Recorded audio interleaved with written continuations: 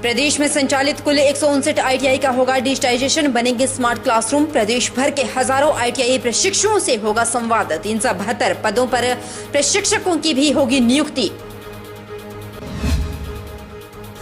रामपुर दत्तनगर में लगाया गया नेशनल हेल्थ मिशन के तहत निःशुल्क चिकित्सा शिविर। आयुर्वेद के साथ साथ अन्य पारंपरिक चिकित्सा पद्धतियों से मरीजों का किया गया इलाज। शिविर के आयोजन का मकसद गांव-गांव तक लोगों को जागरूक करना। कांगड़ा के पौंग डैम से ब्यास नदी में छोड़े पानी से मंड एरिया में बिन बरसात बाढ़ जैसे हालात। लोगों की खेती में लहलाती फसलों हुई तबाह।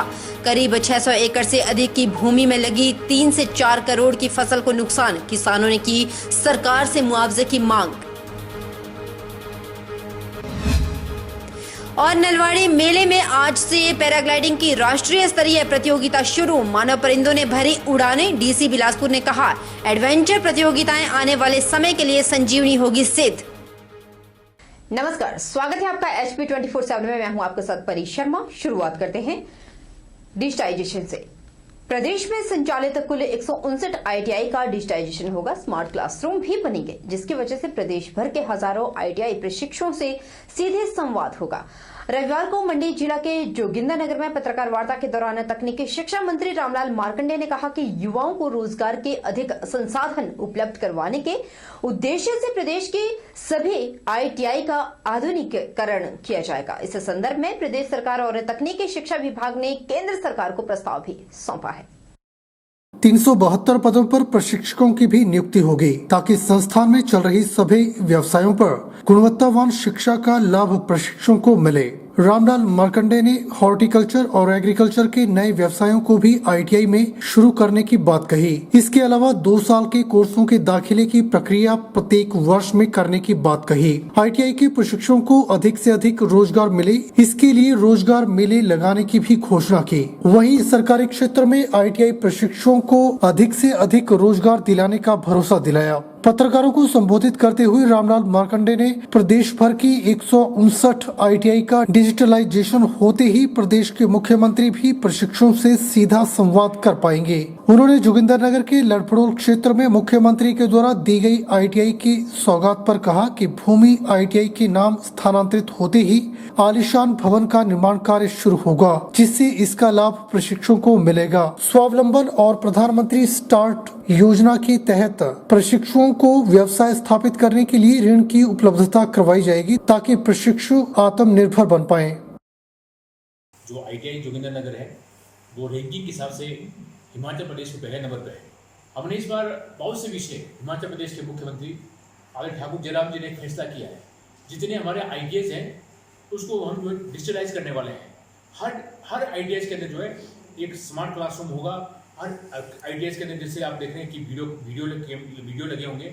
डायरेक्ट जो है हिमाचल प्रदेश से जो है 159 आईटीआई को जो है हिमाचल प्रदेश के मुख्यमंत्री महोदय हिमाचल शिमला से बैठ के जो है सभी आईटीआई के बच्चों से इंस्ट्रक्शन कर सकते हैं, स्मार्ट क्लासरूम के रूप में डिजिटलाइज कर देंगे, ताकि जो है कल को हमारे बच्चे जो है कल नए न्यू टेक्नोलॉजी चाहे अब्रॉड में हो रहा है चाहे हिमाचल प्रदेश के अंदर हो रहा है, उन चीज़ों से उन सिलेबस से हम अवगत करा सकें। और साथ ही साथ हम हिमाचल प्रदेश के अंदर जो है नए विषय इंट्रोड्यूस करने जा रहे हैं, जैसे फैशन टेक्नोलॉजी है, एग्रीकल्चर है, हॉर्टिकल्चर है। इन विषयों को जो है हम बहुत जल्दी आईटीआई में इंट्रोड्यूस करने वाले हैं। और आईटीआई के अंदर बहुत से ऐसे सब्जेक्ट थे जो दो साल का ट्रेड, वो 2 साल के बाद ही एडमिशन होते थे। उधर पौंग डैम से ब्यास नदी में लगातार छोड़े जा रहे पानी के कारण ब्यास दरिया में आई बाढ़ ने मंड क्षेत्र के गांवों में तबाही मचाई हुई है। लोगों के खेतों में लहलाती फसल तबाह हो गई है। किसानों की साल भर की कमाई पौंग बांध से छोड़े गए पानी में बह गई। बाढ़ग्रस्त प्रभावित लोगों से मिलने के लिए कांगड़ा कांग्रेस पार्टी अध्यक्ष अजय महाजन से लोगों ने मिलकर सरकार, प्रशासन और पौंग बांध प्रबंधन के खिलाफ जमकर रोष व्यक्त किया। पानी से हुई तबाही में सबसे ज्यादा प्रभावित मंड, बहादुरपुर, बडाला, हल्ले, राजगिरी, भटोली, मल्लाल, मंड, भोगरवा आदि गांव शामिल है। स्थानीय किसानों के मुताबिक पौंग बांध से लगातार छोड़े जा रहे पानी के कारण उनकी खेती में गन्ने की फसल सरसों और गेहूं की फसल जिसकी मात्र 15 दिनों बाद कटाई होने वाली थी, पानी के कारण पूरी तरह से नष्ट हो गई। पानी के कारण खेतों में ट्यूबवेल में लगी मोटर जल गई। मवेशियों के लिए लगाया गया चारा भी तबाह हो गया। किसानों की साल भर की कमाई पानी में बह गई। किसानों ने लाखों रुपए का कर्ज ले रखा है और अब फसल तबाह होने से वो बैंकों में कर्ज कैसे चुकाएंगे, जिसकी वजह से क्षेत्र का किसान आत्महत्या करने को मजबूर हो गया। उन्होंने कहा कि पिछले वर्ष भी बांध से छोड़े पानी के कारण उनकी फसलें तबाह हो गई थी, जिसकी आज तक सरकार ने कोई सुध नहीं ली। आज तक कोई मुआवजा किसानों को नहीं मिला। इस बार ही करीब 600 एकड़ से अधिक की भूमि में लगी 3 से 4 करोड़ की फसल तबाह हो गई। इसके साथ गांव हलेड़ में ख्वाजा पुल का एक पिलर पानी के बहाव में धंस गया। कभी भी पुल धराशायी हो सकता है, जिस पर रोजाना हजारों लोग निकलते हैं। उन्होंने सरकार से मांग की है कि बांध से एक साथ छोड़े पानी के बजाय कम मात्रा में निरंतर पानी छोड़ा जाए, ताकि क्षेत्र में बाढ़ की स्थिति पैदा न हो। उन्होंने कहा कि ब्यास दरिया में करीब 200 मीटर लंबी टूटी धुस्सी को पक्का करने की मांग की, ताकि ब्यास का पानी इन बाढ़ग्रस्त क्षेत्रों में न पहुंच पाए। 4 दिन से बहुत ज़्यादा पानी छोड़ा जा रहा है डैम से, और उससे अधिकतर मंड क्षेत्र प्रभावित हुआ है।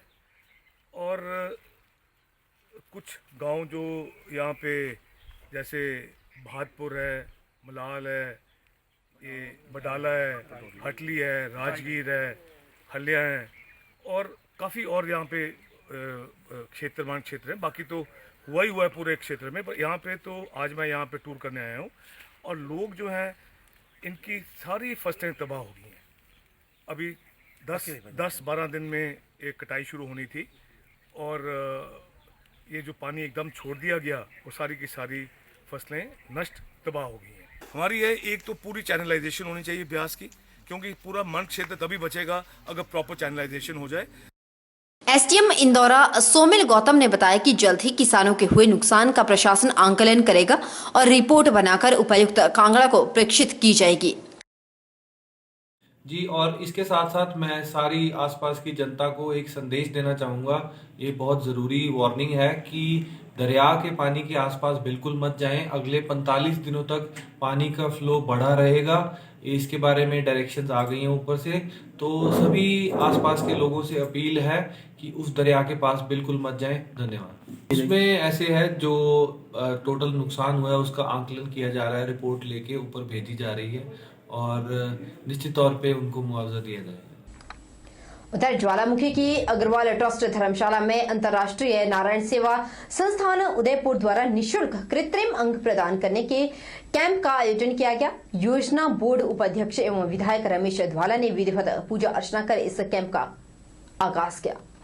विधायक रमेश धवाला ने बताया कि नारायण सेवा द्वारा जो निशुल्क कैंप लगाया गया है वह काबिले तारीफ है और मानव सेवा सबसे उत्तम सेवा होती है। उन्होंने कहा कि डॉक्टरों की टीम द्वारा जांच करके लगभग 102 मरीजों को निशुल्क कृत्रिम अंग प्रदान किए गए और 6 व्हीलचेयर भी वितरित की गई। धवाला ने सभी डॉक्टर टीम व आयोजनकर्ताओं का धन्यवाद किया और बताया कि 6 महीने बाद एक और इसी तरह का निशुल्क कैंप का आयोजन किया जाएगा।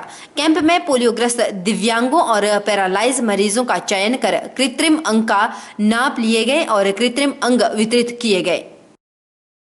जो है वो सुबह से ही यहाँ पे डॉक्टर आए हैं। डॉक्टर जो है वो पूरा निरीक्षण परीक्षण करके आज जो है इन लोगों को अंग जो है, चाहे टांग है, चाहे बाजू है, चाहे कुछ भी कोई पैरालाइज का मरीज है, उनको ये सारी मतलब ये जो संस्था के डॉक्टर आए हैं, ये सारी इनकी जो पूरा निरीक्षण करके इनको आज जो है वो फ्री में, कोई पैसा नहीं संस्था द्वारा, और फ्री में ये अंगदान जो है वो किया जाएगा। तो मैं इस संस्था का धन्यवाद करता हूँ। सबसे उत्तम सेवा मानव सेवा है। अपने लिए तो सभी जीते हैं, लेकिन इंसान वो है जो लोगों के लिए जी करके दिखाए। तो ये लोग जो है, ये संस्था जो है, इसमें जो जितने लोग भी इस संस्था के सदस्य हैं वो लोगों की सेवा कर रहे हैं। मैं परमात्मा से ये निवेदन करूँगा कि उनकी आयु जो है वो लंबी हो। उनको मैं शुभकामनाएं देता हूँ कि वो ऐसे ही सेवा जो है वो करते रहे। चलिए रुक लेते हैं बिलासपुर का, जहां पर बस अड्डे पर मनाली की ओर से आ रही एक हरियाणा नंबर की गाड़ी को चेकिंग के लिए रोका गया, लेकिन चालक ने गाड़ी को नहीं रुकवाया और बैरिकेड और पुलिस के ऊपर गाड़ी चढ़ाने की कोशिश की गई। मौके पर से चालक गाड़ी को भगा ले गया।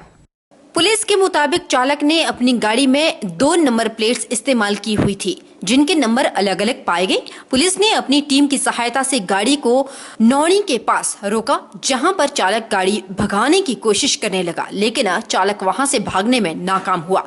जब गाड़ी की तलाशी ली गई तो गाड़ी से कुछ बरामद नहीं हुआ, लेकिन नंबर प्लेट्स पीछे और आगे अलग अलग पाई गई, जिस संदर्भ में पुलिस ने मौके पर ही चालक के खिलाफ 2100 रुपए के चालान काटे और गाड़ी की तलाशी लेने के बाद छोड़ा गया। वहीं पुलिस बाहरी राज्यों से आ रही गाड़ियों की तलाशी और उनके दस्तावेज भी चेक कर रहे हैं। जिस चालक के पास दस्तावेज नहीं है, उस चालक की गाड़ी का चालान काटा जा रहा है।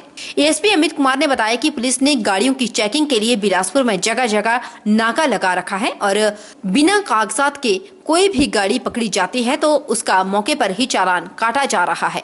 अगर किसी गाड़ी चालक के पास कोई दस्तावेज नहीं पाए जाते हैं तो उस गाड़ी को जब्त भी किया जा रहा है।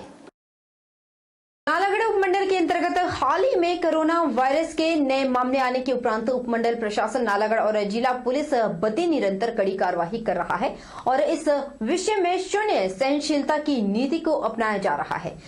यह जानकारी एसडीएम नालागढ़ महेंद्र पाल गुज्जर द्वारा नालागढ़ में कोविड-19 से संबंधित नियमों की अनुपालना के निरीक्षण के उपरांत दी गई। इस मौके पर उन्होंने कहा कि हाल ही में उपमंडल में कोरोना के मामलों में कुछ बढ़ोतरी हुई है, जो एक चिंता का विषय है। उन्होंने कहा कि सरकार और प्रशासन कोरोना वायरस से बचाव व रोकथाम के लिए हर संभव प्रयास कर रहा है। महेंद्र पाल गुज्जर ने कहा कि जन सहयोग के बिना कोरोना वायरस काबू पाना असंभव है। उन्होंने इलाका निवासियों से अपील की है कि वैश्विक महामारी को हल्के में न लें। उन्होंने कहा कि लोग अनावश्यक घरों से बाहर जाने से गुरेज करें। घरों से बाहर विशेषकर सार्वजनिक स्थलों पर मास्क का प्रयोग अवश्य करें और नियमित रूप से हाथों को साबुन से धोएं और सैनिटाइज करें। इससे पहले एसडीएम नालागढ़ ने मुख्य बाजार नालागढ़ और बस स्टैंड के अलावा हेरिटेज पार्क नालागढ़ का भी औचक निरीक्षण किया। उन्होंने कोरोना वायरस से बचाव को लेकर मास्क पहनने सहित सभी नियमों की अनुपालना बारे निरीक्षण किया। आम नागरिकों, दुकानदारों और बसों के चालकों और परिचालकों को निर्देश जारी किए गए कि कोरोना से बचाव के संबंध में सरकार और प्रशासन द्वारा दिए जा रहे दिशा निर्देशों का सख्ती से पालन करें। उन्होंने कहा कि सार्वजनिक स्थानों और बसों इत्यादि में मास्क न पहनने वालों पर भी भारी भरकम जुर्माना किया जाएगा। इस संबंध में आदेशों की अवहेलना करने पर दुकानदारों और चालकों और परिचालकों पर भी कानूनी कार्रवाई अमल में लाई जाएगी। कोविड के जो हमारे डीसी साहब की मीटिंग के बाद जो दिशा निर्देश थे और उसके बाद हमें ये सूचना भी मिली थी कि जो बाज़ार में है मास्क और सोशल डिस्टेंसिंग की पालना नहीं की जा रही है, तो इस संबंध में हमने आज डीएसपी साहब के साथ मिलकर एक बाज़ार का मौका निरीक्षण किया और लोगों को मास्क लगाने की सलाह दी। साथ ही उन्हें आगाह किया कि चूँकि अब हम लोग मास्क में ढिलाई नहीं बरत रहे हैं, तो अगर किसी ने आपकी फ़ोटो बिना मास्क के साथ दुकान पर शेयर कर दी तो हो सकता है आपके दुकान के शटर भी डाउन कर दिए जाए और आपका फ़ाइन जो है वो फ़ोटो के आधार पर आपके घर पर भेजा जा सकता है। इसलिए आप सजग रहे, सतर्क रहे और हमेशा मास्क और कोविड अप्रोप्रिएट बिहेवियर है उसकी पालना करें। जैसे ही सूबे के मुखिया ने नगर निगम घोषित किया है मंडी को, उसके बाद तुरंत कई पार्टियां यहां पर आ गई और अपने आप को कहने लगे कि अब कांग्रेस और बीजेपी का सुपड़ा साफ करने में लोग उनका साथ देंगे। हालांकि आम आदमी पार्टी भी इसी संदर्भ में यहां पर आई है और नगर निगम में कूद पड़ी है। प्रदेश मीडिया प्रभारी एनके पंडित ने कहा कि आम आदमी पार्टी की आंधी के आगे कांग्रेस और भाजपा नहीं टिक पाएगी। आप पार्टी की पदयात्रा सुबह आज 10 बजे से पैलेस कॉलोनी, जेल रोड, थनेड़ा मोहल्ला से होती हुई नीला वार्ड खलियार और शाम को मंगवाई तक अपना पैदल मार्च करते हुए जनसंपर्क करके आम आदमी पार्टी का प्रचार करते रहे। पार्टी के प्रदेश मीडिया प्रभारी ने मीडिया को बताया कि आप कार्यकर्ता जोरदार नारेबाजी करते हुए जनता के बीच अपना और दिल्ली के लोकप्रिय मुख्यमंत्री और भावी प्रधानमंत्री केजरीवाल को संदेश पहुंचा रहे हैं। उन्होंने कहा कि आम आदमी पार्टी की लहर और आप पार्टी का जादू मंडी की जनता के सिर चढ़कर बोल रहा है। आप पार्टी ने हर वार्ड में जोरदार नारेबाजी करके रुकेंगे छोटे से ब्रेक के लिए, ब्रेक के उस पार फौरन लौटेंगे, बने रहिए हमारे साथ। देश का संविधान जहां मौलिक अधिकारों से सुसज्जित करता है, वहीं मौलिक कर्तव्यों के प्रति नागरिकों को उत्तरदायी भी बनाता है। संविधान का पालन, राष्ट्रध्वज और राष्ट्रगान का आदर, देश की संप्रभुता, एकता और अखंडता की रक्षा, 6 से 14 वर्ष के बच्चों की प्राथमिक शिक्षा मुहैया करवाना, सार्वजनिक संपत्ति की सुरक्षा, देश की गौरवशाली संस्कृति का संरक्षण, पर्यावरण की सुरक्षा एवं संवर्धन, समरसता और समानता की भावना का निर्माण, वैज्ञानिक दृष्टिकोण और ज्ञानार्जन की भावना का विकास करें, उत्कृष्टता के लिए सतत प्रयास, स्वतंत्रता के लिए राष्ट्रीय आंदोलन में अपनाए गए उच्च आदर्शों को संजोए रखें। देश की रक्षा करना हर भारतीय नागरिक का परम कर्तव्य है।